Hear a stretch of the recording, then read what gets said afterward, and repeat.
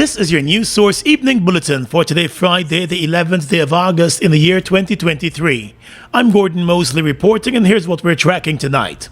A suspected bandit was shot dead this morning at the corners of King Street and North Road here in Georgetown. His accomplice was arrested by the police in the same area.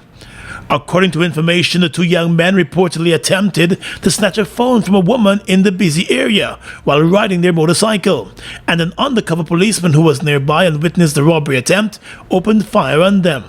The Guyana police force said the dead man has been identified as 25-year-old Abendigo Trotman, who was known to law enforcement. The entire area was blocked off by investigators as the man's lifeless body laid on the roadway for over an hour. His family members who later arrived at the scene were prevented from seeing the body. Crime investigators were seen taking measurements and prints and picking up spent shells from the area. The Home Affairs Minister Robeson Ben, who also visited the scene, spoke to the senior investigators on duty. My understanding is that the young man on the motorcycle was involved in a robbery. And when that occurred, I guess a shot was fired at him. He was injured. And apparently in his escape, he collided with a vehicle here and collapsed in the road and died. Tonight, the accomplice remains in custody as the police investigations continue. More news coming up in just a moment. It's been a long time coming. Overdue, some might say. But now that it's here, it will change life forever. And it is here to stay. The future is now, transforming Guyana into the 21st century. Introducing GTT Fiber. Experience internet connectivity like never before. Speeds you deserve at prices you can afford from a name you can trust. Sign up today. GTT Fiber is here. GTT. Together, we rise faster. Oh my lord!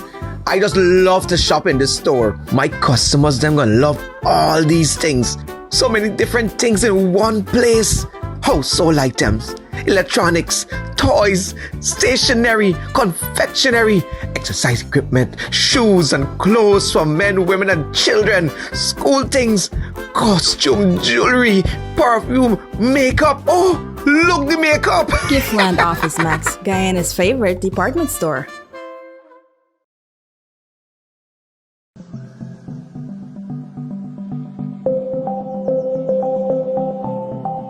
Guyana, the International Building Expo is back. The advances made in the housing, construction, and infrastructure sector is everyone's business. Come down to the Guyana National Stadium from Thursday, August 24th through Sunday, August 27th and get a glimpse of the latest in building techniques. Interact with service providers in the sector and financial institutions.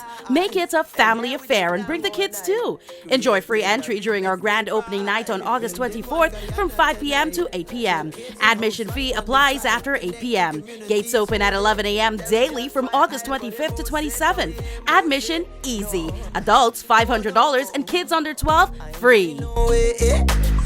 I know this place. You are in it. Oh no, welcome to Building Expo. Bust the flavors. We're full of flavors. Bust the flavors, that my crave for. We're full of flavors. Tell your neighbors about the bust the flavors. Grab a bust the flavors. Yeah, thirst buster. Grab a buster. Bust the flavor, taste the savor. Bust the flavors. Bust the flavors.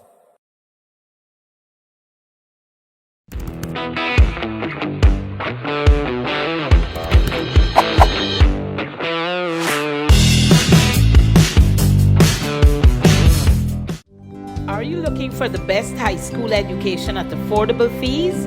Then register your child today at the VYC Academy. Now enrolling grades 7, 8, and 9 students for the 2023-2024 academic year. VYC Academy, achieving academic excellence. For more information, call us on 227-1013 or WhatsApp us at 613-4806. Strong and solid in countries far and wide. You in your assurance. we're standing by your side. Golden service, half a century and more. New India assurance, our policies are secure. From the heart of India, we serve these islands. The strength that you can trust, you're safe when you come to us. New India Assurance Company. Assurance when you need it most. For your home, motor or business insurance, visit New India Guyana office, 58 Brickdam next to Star Computers. Telephone 226-0415-7. Comfortable parking available.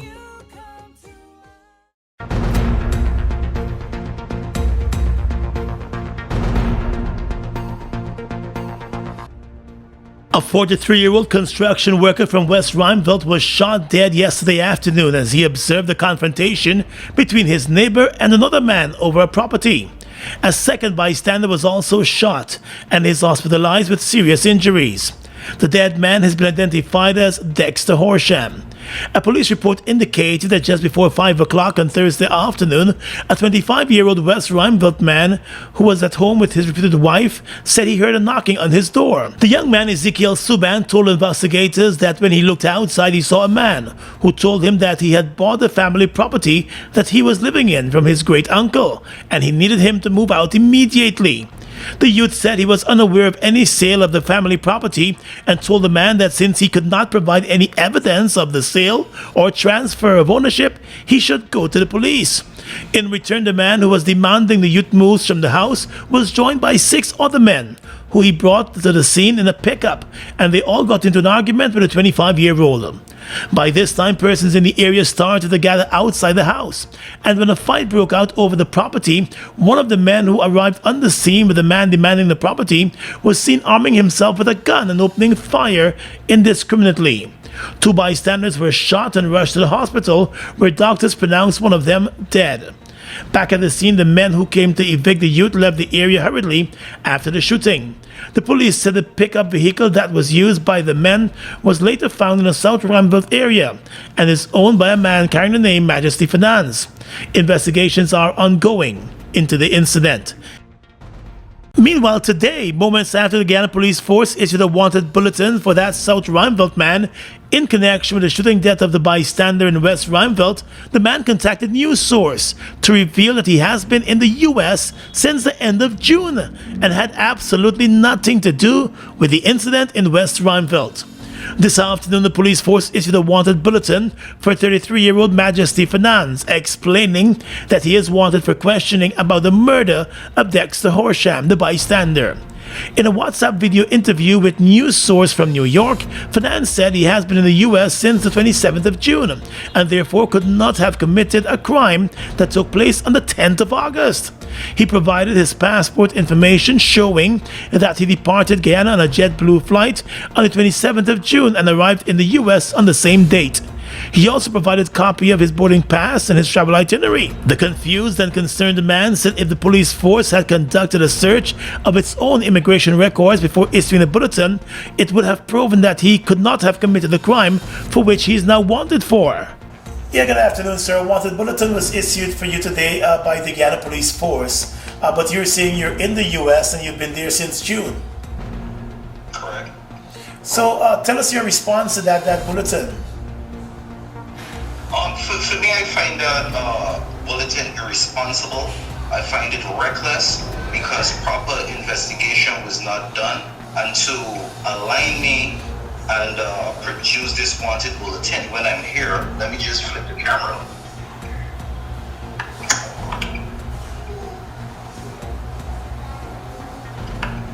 So it's clear that I'm in a whole different jurisdiction for almost 2 months. And I find it very ridiculous. And this incident, are you in any way related to that incident that took place in West Rheinveld? They're saying the vehicle that was used is registered in your name. The registration, GRA has all the information. Indeed, the number that they had produced there, yes, it has been registered to me. But was I a part of any incident? Absolutely not. Do you know who might have been? Anyone related to you? Anyone? I can speak on that. because I wasn't there. And my main concern is this wanted bulletin that is out. And I'm not too sure what is the basis of it, because had they wanted to make contact with me, they would have done their due diligence and stopped with this fishing expedition that they're on to try to align me to a crime that I've never been a part of. Yeah.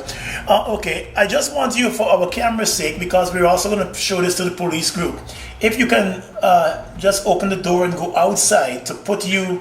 No problem. So as you can see, I'm not within the Guyanese jurisdiction. Also, I will forward you the stamps on my passport. I'll also forward you the travel information. So in the spirit of transparency, you can see that there's no way I can be aligned with this reality that they're trying to align me with. Okay. News source repeatedly questioned the police force's public relations department about the bulletin. A senior official in the police force said the bulletin will stand, since the man is, according to them, just wanted for questioning in relation to the crime. The official said a vehicle that is registered in the man's name was used during the commission of the confrontation that led to the shooting death. According to the official, the investigators want to know who was driving the vehicle at the time, and since they could not make contact with the registered owner, they opted to issue the wanted bulletin for him to alert him that investigators wanted to speak to him. Finance maintains that the police force's actions were reckless and there were no efforts to make any contact with him before that wanted bulletin was issued. He wants it fully withdrawn and is demanding an apology. The GRA will commence the registration of electric motorcycles from July 4, 2023. Present your electric motorcycle and the following documents to complete the registration: completed motor vehicle application form, purchase receipt or affidavit of loss, purchase receipt, and a valid ID. These documents and your electric motorcycle should be presented to the Licensed Revenue Office at Lamaha Railway Embankment or any of the 8 integrated regional tax offices across the country. It costs $750 to register your electric motorcycle, and the revenue license fee ranges from $1,250 to $2,500 based on the weight of the electric motorcycle. You will be given a 3-month grace period to register your electric motorcycle from July 4, 2023. Remember, you must be the holder of a valid driver's license to drive an electric motorcycle on the roadways. GRA, your partner in development. Access to quality education for Guyanese countrywide is becoming a reality with the support of monies from the country's oil and gas sector. Some $94.4 billion was allocated this year to support the further development of the education sector. This covers access to textbooks, transportation to school, and hot meals for thousands of students. 30% of the funds used to propel development such as this in Guyana this year is being provided from the country's oil revenues. Traveling soon? Then come into John Lewis Styles on Waterloo Street and let's help you choose the right set of luggage. You can choose to buy 3-piece luggage sets or separate pieces, but the sets are always a better deal. Either available in soft poly or ABS hard side material with 4-wheeled spinners and in many colors too.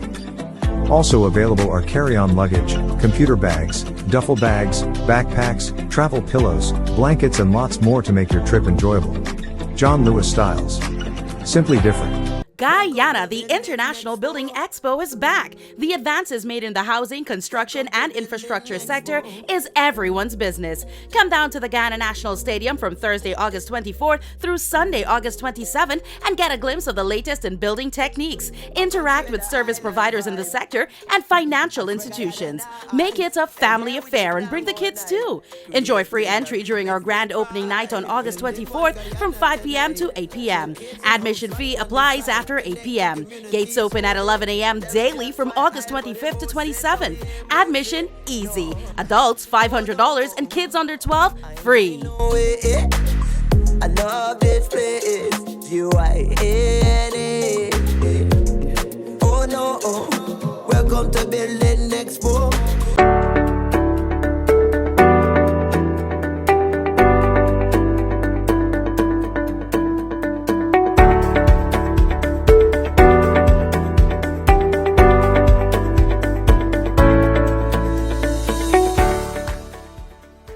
Let's tell you now that the Guyana Police Force, through the Ministry of Home Affairs, has been allocated just over $2 billion in supplementary funding.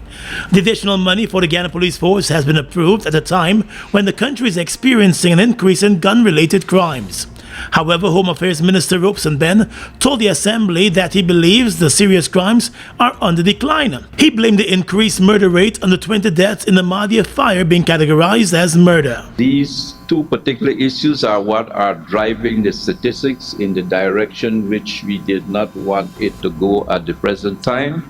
The current statistics are 14.8%, minus 14.8% year to date compared to last year. So there is still a continuous reduction in serious crime in the country. Ben said the police force is recording successes in tackling crime across the country and must therefore continue to receive full financial support. He told the National Assembly that the additional funding will be used to get better equipment for the force. The Georgetown Chamber of Commerce and Industry recently voiced its concerns about the crime situation in the country, pointing out to the police force that its statistics showing a low crime rate is not supported by reality. The health sector has been allocated an additional $1 billion from the Treasury to execute critical repairs and upgrades at the country's health centers and a number of living quarters for doctors and nurses. The $1 billion additional that we're seeking, this would help us to do work in about 153 different facilities. So apart from fixing additional health centers across the different regions, we're also doing works to fix living quarters for doctors, nurses in these various regions. In defending that requested sum, which was eventually passed, the health minister explained that the $1.7 billion, which was earlier approved by the National Assembly, is almost exhausted. With the use of that $1.7 billion, the health ministry has been upgrading some 132 health facilities in several regions. The health facility in Anai Region 9 is among those that will be benefiting. So Anai is listed as one of the facilities that will be doing major works at Anai. This include putting in a new accident and emergency department, a new outpatient department, a dental department. We have a rehab section that would be going in. We also have a whole section where there'll be an operating theater, a recovery room, a pre-op room. So all of that would be going in. And I think the sums that we have allocated to Anai is probably about $80 million. Meanwhile, opposition member of parliament Nima Flubes expressed disappointment that the Diamond Diagnostic Center is not among the list of health facilities that will be upgraded using the $1 billion. She said the Diamond Hospital has a number of dysfunctional air conditioning units and staff members and patients have been complaining for months.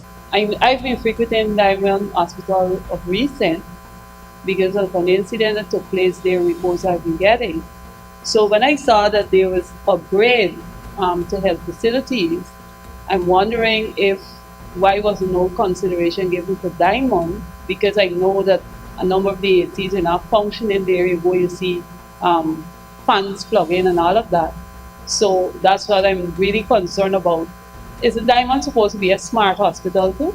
But the health minister has rebuffed those claims, saying that 1 week ago, when he visited the hospital, there were no issues. President Irfan Ali has reiterated the government's plan to train more young people in a number of areas and have them gainfully employed to fill the labor shortage that is affecting several sectors currently. Major construction and infrastructure projects across the country have revealed a worrying shortage of skilled labor, with some companies seeking outside help. During a community outreach in the west coast of Marara village of the Kendron on Thursday, the president heard complaints about work stalling on a number of government projects because of labor shortages.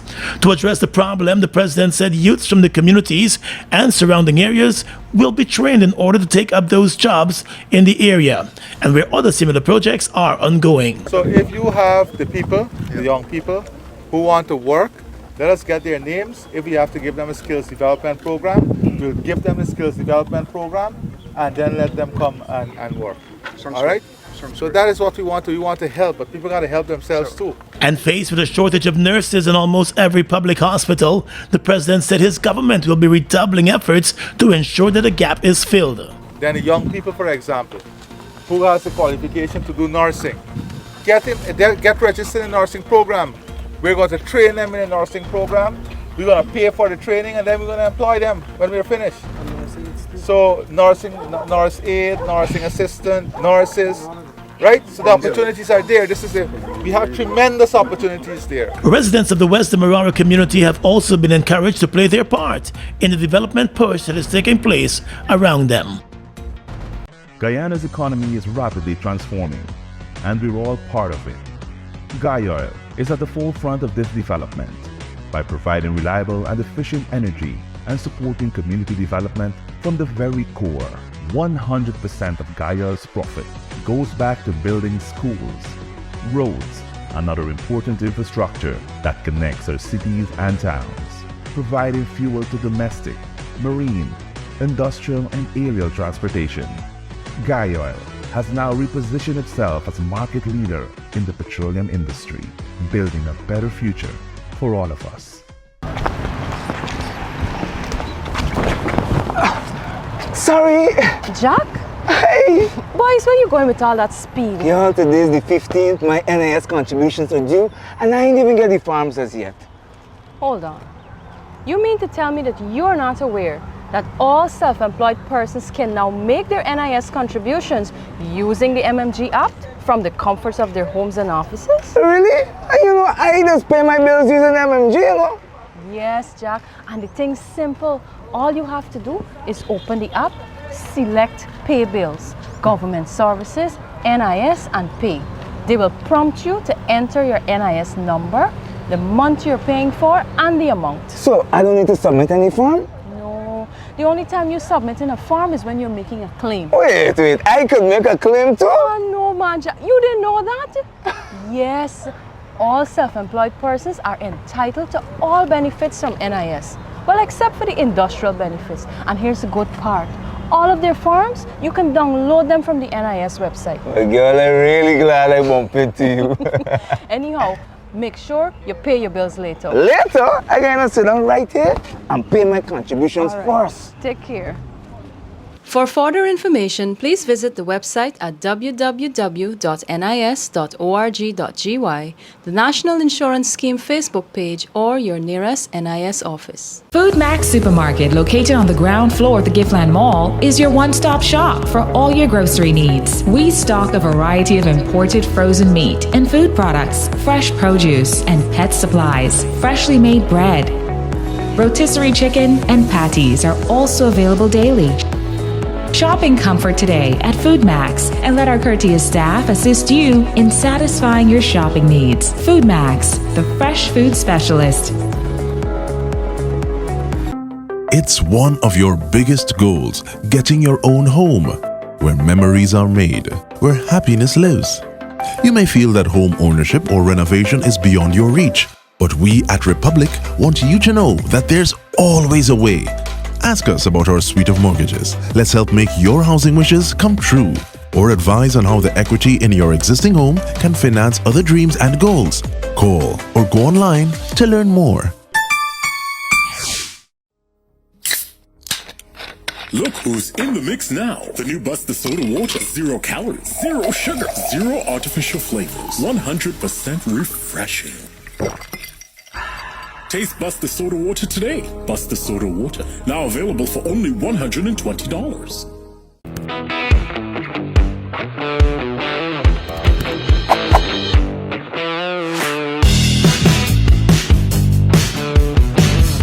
With your regional and international news tonight, I'm Svetlana Marshall. In the region, Caribbean Community CARICOM leaders Thursday presented a shopping list to Dr. Sultan Al-Jaber, the president-designate of the 28th session of the Conference of Parties, COP28, to the United Nations Framework Convention on Climate Change. COP28 will take place in the United Arab Emirates from November 30 to December 12 this year, and Dominica's Prime Minister Roosevelt Scarrett, who is also chairman of the 15th 16-member regional integration grouping presented a shopping list during a meeting with Al Jaber and other regional leaders. Scarrett told the president-designate that even as CARICOM is celebrating its 50th anniversary, it was doing so in the face of its biggest challenge to date. He said the Caribbean is on the front line of the climate crisis, suffering from the ravages of climate change.